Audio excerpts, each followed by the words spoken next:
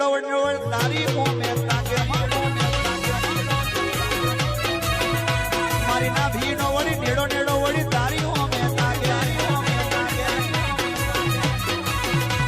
આ મારી ફુકાર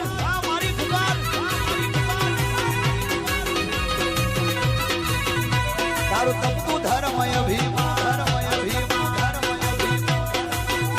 તારું તપતું ધર્મય અભિમાને મોખોના આવાજથી ગામ ગોધરા ઉર્મિલાબેન મારા હસબન્ડ ખાસા 15 વર્ષથી દારૂ પીતા હતા પણ એક વખત એવું થયું ને કે હું એમને રાણાદેવ લઈ જાઉં મને એની ખબર નહોતી પણ હું એમને રાણાદેવ લઈ ગઈ તો બી મેં ત્યાં એમને ઘોડો ઉચકાયો બનતી કોશિશ મેં બધી જ કરી હતી એમની છેલ્લે પછી મને મારી માસીજીની છોકરીએ મને કીધું કે ભાભી ભાઈને ત્યાં લઈ જાઓ પછી મેં તમારા વિડીયો જોયા તમારા પ્રવચન સાંભળ્યા પછી મેં મારા હસબન્ડને વાત કરી કે આપણે બારેજા જવું છે તો મારા હસબન્ડ એક જ રવિવારમાં તૈયાર થઈ ગયા અને ત્યારથી મારા હસબન્ડ પીતા નથી આગળ કેટલા વર્ષ સુધી પીતા હતા 15 વર્ષથી પીતા હતા 15 વર્ષમાં તમે બધે માનતાઓ રાખી હા માનતા રાખી હતી ભૂવા કેટલા કર્યા ભૂવા તો બધા દરેક મંદિરે એવું ગઈ પણ કોઈ મને એ ના મળ્યું બારેજા ધામ તમે એક જ કોઈ રવિવાર ફરક ના પડ્યો મને અને બારેજા મેં ખાલી રાણાદેવ ગઈ ને પછી મેં અહીંનું બારેજાનું સાંભળ્યું અને એક જ રવિવારમાં મારા હસબન્ડ સુધરી ગયા આજે વાતનો કેટલો સમય થયો આજે તો ચોથો જ રવિવાર થયો છે 4 રવિવાર થયા 4 રવિવારથી એમને નહીં પીધું ને ના કશું જ નહીં માતાજી અને અત્યારે માતાજી ખાલી એમને આમ એનું વ્યસન આપણે ચિકનનું વ્યસન છે પણ એ હવે ખબર નહીં ક્યારે સુધરે મને તો છોડી દેવું પડશે હા માં એ તો છૂટી થોડી આલું ખાવ ચાલશે હા છોડી દેવું પડશે હા છોડી દેશે માં આ વિડિયો બતાવી દેજો એમને હા માં કે સાંભળતા હોય ને હા તો આ માંસ મટન ખાવું એ મનુષ્યનું ધર્મ નથી હા માં એ રાક્ષસી પ્રવૃત્તિ છે હા માં જો કદાચ માંસ મટન જીભે અડારો હા તો કદાચ તમે દેવી શક્તિની કૃપા લેવા જતા હોય એના કરતા એના ગુનેગાર બનો હા માં પણ હું એ આશીર્વાદ આલુ છૂટી જાય હા પણ તોય તે આના ના છૂટતું હોય ને ભલે રસ આવતો ખાવાનું મન થતું હોય પણ પરાણે તે મારું નામ દઈને ત્યાગી દેજો ઈચ્છા નહીં થાય ક્યારે હા માં ભલે રામ હા માં એક રિક્વેસ્ટ છે મારી કે હું 2 મહિના મને સુખ આવે છે અને એક જ ઝટકામાં મારું સુખ છીનવી લે છે માં સુખ દુઃખ તો સંસારનો પરિવર્તનશીલ નિયમ છે પણ દુઃખી નહીં થવું સુખ આવ્યું સુખી થાવ દુઃખ આવ્યું દુઃખી થાવ આ મનુષ્ય જીવન નહીં સુખમાં દુઃખમાં સમભાવ રહે એનું નામ જીવન છે દુઃખ આવ્યું તો માં ભલે તું બેઠી છું ને મને ચિંતા નહીં તમને ડૂબવા નહીં દો એટલો વિશ્વાસ રાખજો હા માં દુઃખ તો આવે જ કોના જીવનમાં નહીં આવે બધાના જીવનમાં સોલંકી પરિવાર છે તે એમના જીવનમાં અત્યારે દુઃખ આવે સમય ન લઈને ના આવે હું માતા છું તોય આવે તેમને અમુક દુઃખ વેઠવું પડે હું કહી દઉં કે તમારે પ્રારબ્ધનું છે બેઠો તો એ બેઠા મારા દીકરાને ખુદ કદાચ તાવ આવ્યો હોય તો હું કહું દીકરા આ તો પ્રારબ્ધનું છે તું બેઠ ગોરી દવા લઈ લે તો મારો દીકરો ખુદ દવા લેવા જાય છે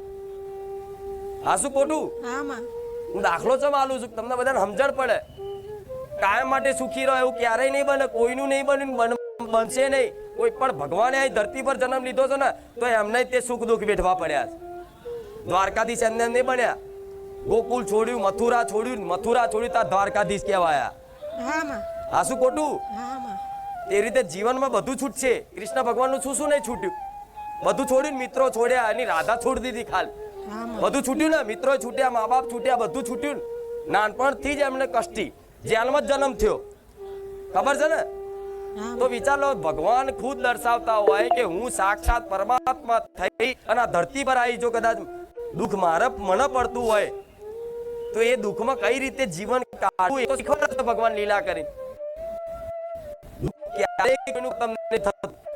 હા જો રંગાઈ જાઓ શક્તિના ભરો કે જીવન મૂકી દો સમર્પિત કરી દો ને તો દુઃખ આવે ને તમે અહેસાસ ના થાય તમારી પ્રેમ કરે ને કે આનું નામ દુઃખ દૂર થઈ જાય કૃપા ના કહેવાય દુઃખ હોવા છતાંય તમે ખુશ રહો આનંદિત રહો સંતુષ્ટ રહો એનું કૃપા બરોબર એટલે દુઃખ આવું પ્રાર્થના ચાલુ રાખો પ્રવચન દ્વારા જોઈ અને ઘેર જે પાલન થાય પાલન કરો થોડું પુણ્યદાન થાય પશુ પક્ષીઓની સેવા કરો બસ અને કઈ ના થાય તો છેલ્લું એક રામ નામ આલ્યું છે, રામ નામ જપે રાખો. હા માં બેઠા બેઠા અઠવાડિયામાં 2-4 વખત તો રોજ એક એક પાનું પડે, એક એક પાનું હા માં આખી ચોપડી ના હોય તો રોજ 2 પાના લખો, ધીરે ધીરે 3 લખો, પણ આ શરૂઆત આરામ છો. હા માં જેણે જેણે નામ ગોમવાળી મેલડી માડી વાતો આખા જોગમો થાતી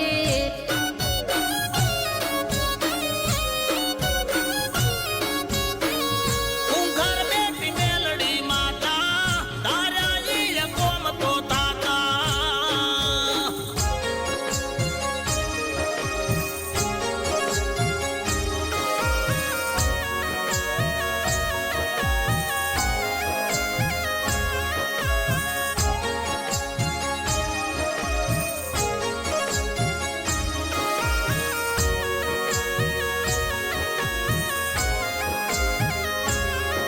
રામ માડી રામ.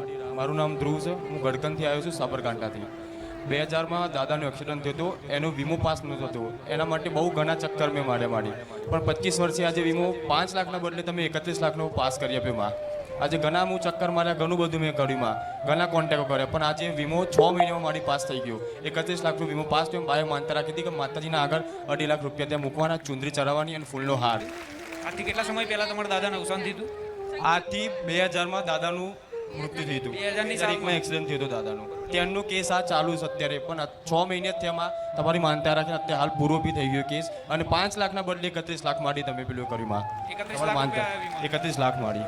25 વર્ષથી એક કેસ ચાલતો હતો, એનો વીમો પાસ કરાવવા માટે તમે અરજી કરી હતી. ઘણી માડી અરજી કરી હતી, ઘણી. ઘણા થાકી ગયા હતા માડી. આશા જ નથી રાખી માડી.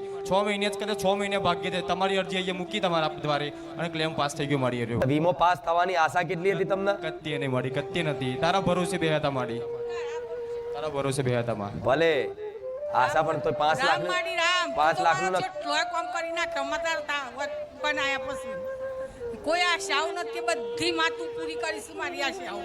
મતલબ તમને 5 લાખ આવવાની ગણતરી હતી હવ માં અને આયા કેટલા? 31 લાખ કી મો બધા કાપતો મને 19 લાખ રૂપિયા મળ્યા. ભલે બધું કાપતા 19 લાખ મળ્યા, 19 પણ મળ્યા. આશા તો 5 લાખ ની હતી. એ 5 લાખની તો ના બરાબર, એ નથી જ આવવાના, સાચી વાત. નહીં જ નાખ્યા હતા.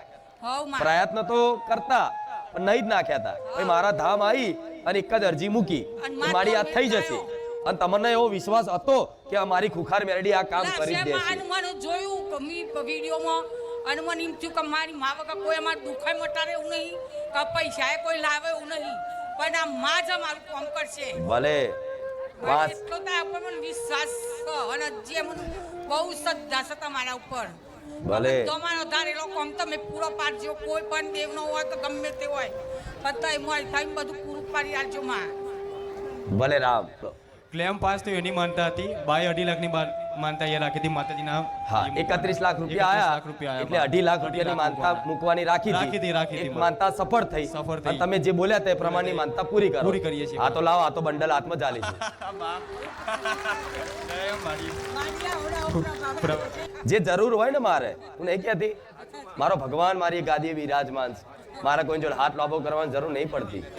હા ગમે તેના કામ કરી, ગમે તેના મગજ, આ માનતા રખાવા વાળી હું છું. હાચું માં. એણે દિલથી રાખી મારો આ પાસ થઈ જશે તો 2.5 લાખ રૂપિયા સેવા પેટે વાપરીશ. તો જો મેં માતાએ ખુશ થઈને આવવાના હતા 5 અને 31 લાખ રૂપિયા આલ્યા. હાચું માડી, હાચું. પછી આ 2.5 લાખ લઈને આવું છું. હાચું માં. અને 2.5 લાખના એક રૂપિયો સેવામાં જાય. એમ્બ્યુલન્સ છે, ગૌશાળા નહીં બનાવી મેં માતાએ, પણ ગૌશાળાથી કમાઈ નહીં. ઘણી ગાયોને સારામાં સારી દવા, મતલબ ચાલુ ચિલાઈ દવા ના હોય, ગાયોના ઈલાજ માટે વિડીયોમાં તો રોજ નહીં દર્શાવાતું આ બધું, પણ ગાયોના ઈલાજ માટે સારા મોંઘી દવા, જે જગ્યાએ દવા લેવા જાય ને એ મેડિકલ વાળો એવું કે અરે આટલી મોંઘી દવા તમે જાનવરો માટે લો છો, નવાઈ લાગે. આ બધી કૃપા, આ સેવાની ભાવના રાખી એટલે દરેક વસ્તુનો સદુપયોગ થાય એ હેતુથી મારા ધામમાં મારો ભગવાન જ એમની લક્ષ્મી નહીં મોકલે. આ શું ખોટું? ભલે રામ.